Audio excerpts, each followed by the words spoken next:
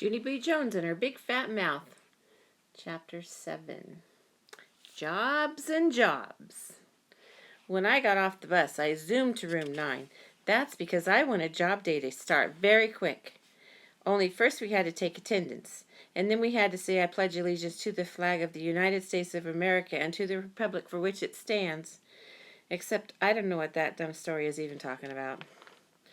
Then finally, Mrs. clapped her loud hands together, and guess what? Job day started.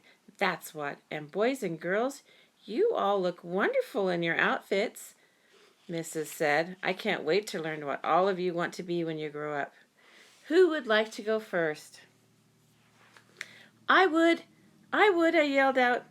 Only then my bestest friend Lucille raised her hand, very polite, and she got to go first. Lucille looked the most beautifulest I've ever seen her. She was wearing a new dress that her Nana bought for her. It was the color of pink velvet, and she also had on shiny pink shoes and socks with bows and lace on them. Lucille's Nana is loaded, I think. Lucille went to the front of the room, and she reached into a little bag and pulled out a sparkling crown with jewels on it.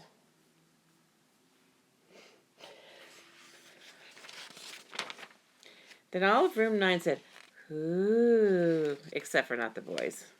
When I grow up, I'm going to marry a prince, she said, and I'll be a princess, and my name will be Princess Lucille. Then she put the sparkling crown on her head, and she looked like a fairy tale guy. Mrs. smiled. That's a lovely thought, Lucille, she said. I know, said Lucille. My Nana says if you marry a prince, you'll be set for life. After that, Lucille said her dress costed $85, and her shoes costed $45, and her lacy socks costed $6.50 plus tax. And Mrs. told Lucille to sit down. Ricardo went next. He was wearing a round yellow hat. It was the kind of hat that you can bang on. It's called a hard hat, he said. You have to wear it when you're building tall buildings, or else somebody might drop a hammer from way up high, and it could hit you on the head and kill you. Mrs. smiled. So you're interested in construction, right, Ricardo? She asked. But Ricardo just kept on talking about other stuff that could fall on your head and kill you, like a paint can, an electric drill, and a lunchbox. Then Mrs. said, sit down, to him, too. That's when William raised his hand, only he was being very bashful, and he wouldn't go to the front of the room. You don't have to be nervous, William, said Mrs. Just tell us what you want to be when you grow up. William covered his face with his hand. Super William, he said, very quiet. Then he got out of his seat and he jumped way high in the air, only his cape got tangled up in his chair and he crashed onto the table. After that, Super William got very sniffling, and Mrs. said we would get back to him later. When then lots of other kids talked about their jobs. Like a boy named Clifton is going to be a rich and famous astronaut, and a girl named Lily is going to be a rich and famous movie star, and also she wants to direct. And a boy named Ham is going to be a rich and famous boss of a big company, and he taught us how to say the word, "You're fired."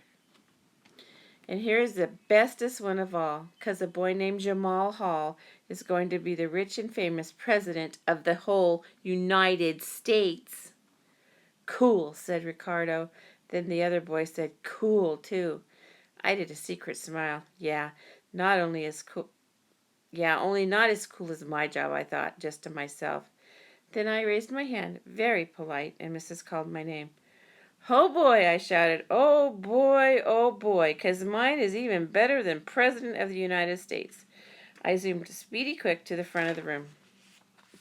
Then my excitement wouldn't stay inside of me any more. A janitor! I'm going to be a janitor, I hollered out. After that, I jingled my jangly keys, and I waved my paintbrush in the air, and I clapped and clapped. Only too bad for me, 'cause nobody clapped back. Room 9 started laughing very much, and it was the mean kind. She wants to be a janitor, they yelled.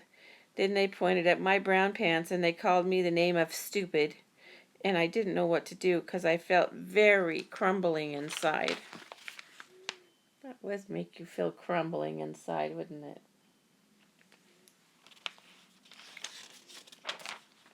And so I just kept on standing there, and my eyes got a little bit of wet in them, and my nose started to run very much. That's how come I covered my face up. They're not having courtesy for me, I said real soft. Only just then Mrs. clapped her angry hands together and she scolded room 9 a real lot. Junie B is right, she said. Being a janitor is a very important job. You have to be hardworking and reliable and very, very trustworthy. I peeked through my fingers at her. Yeah, and don't forget the part where you have to save people from danger, I said. Then that Jem I hate laughed right out loud. Janitors don't save people from danger, you goony bird, he said. I stamped my foot at him. Yes, they do. They do too, because one time I was eating a dangerous lifesaver and janitor made me spit it out. And also he brought his flashlight to room 9 and he saved William from the dangerous dental floss. Then I held up my jingling keys. And see these things? Keys are what janitor unlocked the bathroom door with, or else we couldn't even go to the toilet. Then I showed him my paintbrush. And janitor paints litter cans too, I said, and painting is the funnest thing I love. And Jim did a mean smile. Yeah, well, too bad for you, but you're a girl, and janitors have to be boys, so there. I ran to his table. No, they do not, you stupid head Jim, I said. Girls can be anything boys can be, right, missus? Right, 'cause I saw that on Sesame Street and also on Oprah. Mrs. did a smile. Then my bestest friend Grace started to clap. And guess what?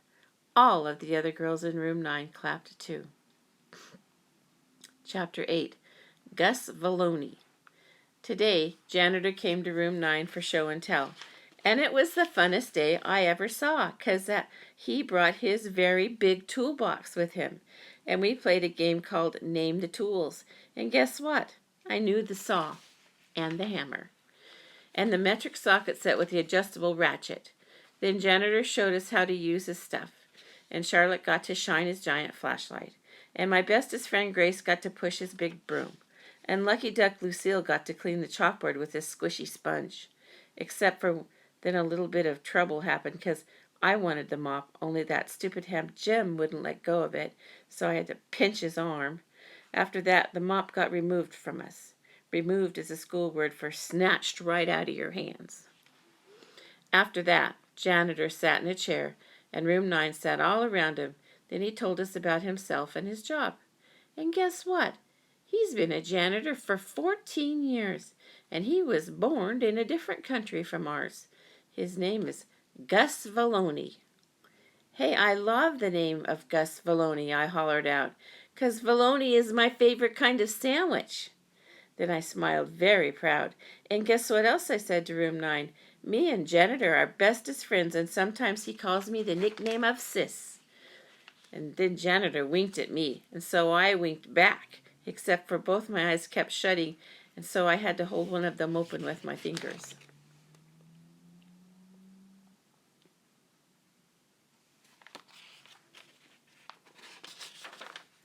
I really like that Gus Valoni, I whispered to my bestest friend Lucille. Only that dumb girl named Lily heard what I said, and she started singing, Junie B's got a boyfriend, Junie B's got a boyfriend. And so that's how come I felt very embarrassed. Me and my big fat mouth, I said. Then Mrs. laughed, and janitor laughed, and everybody else laughed too. After that, janitor had to go back to work, and so Mrs. took his hand. Then room 9 clapped and clapped for him, and janitor smiled. Shook his hand, And janitor smiled, and his jingly keys jangled all the way out the door. The end.